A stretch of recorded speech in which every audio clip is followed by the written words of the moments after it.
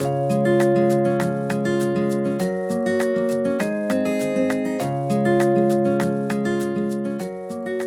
to the third video in our Guardian Healthcare Education series.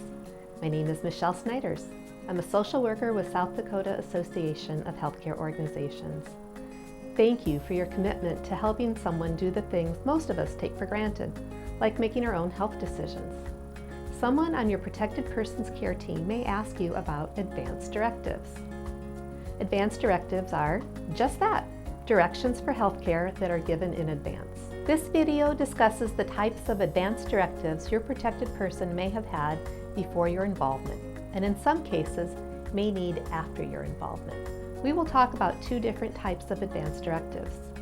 In this video, we talk about the first type, transportable medical orders, such as a Comfort 1 or MOST, which stands for the Medical Order for Scope of Treatment. Transportable orders mean they remain active and valid orders in any setting which your protected person receives care, like the hospital, a clinic, or an ambulance. In the next video, we will talk about living wills and power of attorney. In South Dakota, we have two transportable medical orders, the Comfort 1 and MOST, which can be acted on immediately when necessary by the medical team without the need for your further approval. But before telling you when these could be useful, let me step back to medical orders in general. A medical order is instruction from a doctor, nurse practitioner, or physician assistant to another healthcare professional on what to do and not do to take care of a patient. These orders can be written or verbal and must be followed by the healthcare team. Most types of medical care require an order from a doctor, nurse practitioner, or physician assistant in order for care to be provided. A new order is usually needed for each medical facility and for each time medical care is given. At a certain point, it may be beneficial for a medical order to remain in place regardless of whether the patient is in the hospital or at home. One example is when a patient is diagnosed with a terminal condition. That is, an incurable condition that is likely to cause death, and the patient will probably pass away within a year.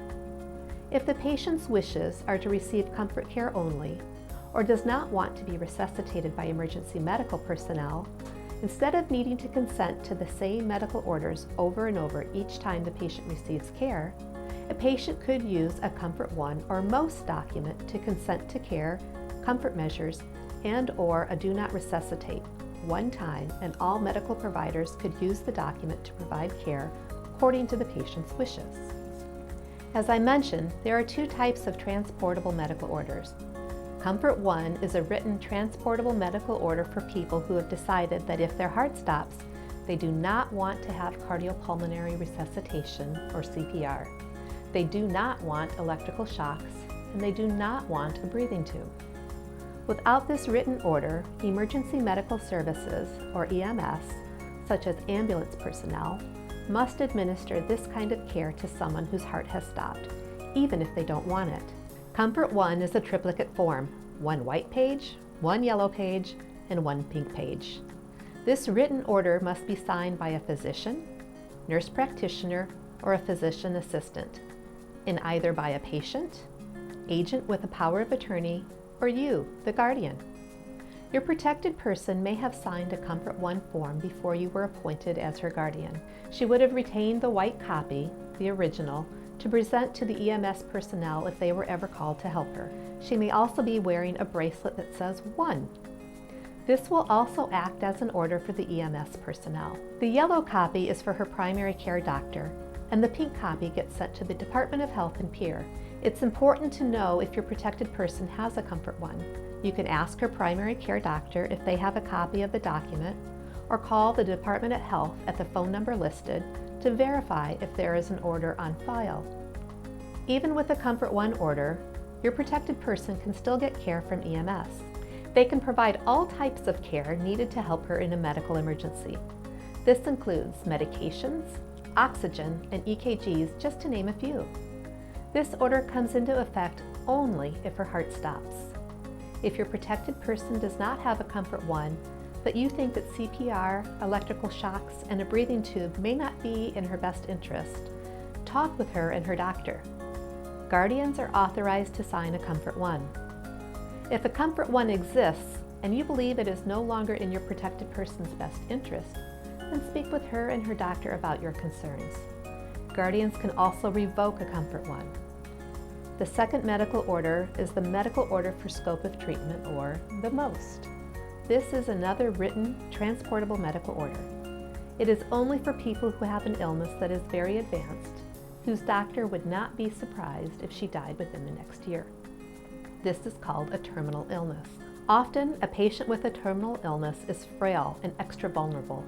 In these cases, medical treatment that may be used for a healthier person may be too burdensome for the patient with a terminal illness, and they wish to only focus their care on comfort.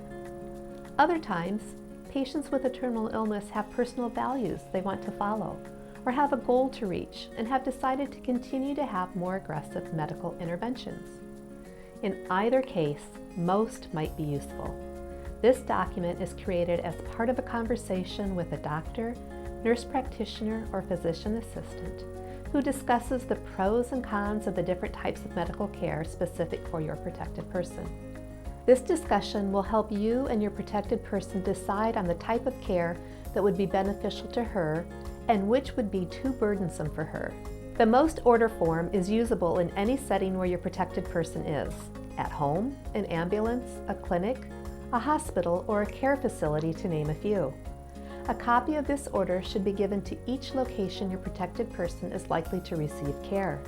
This will help any care provider treat her with respect and dignity by providing the care you selected with her and her doctor.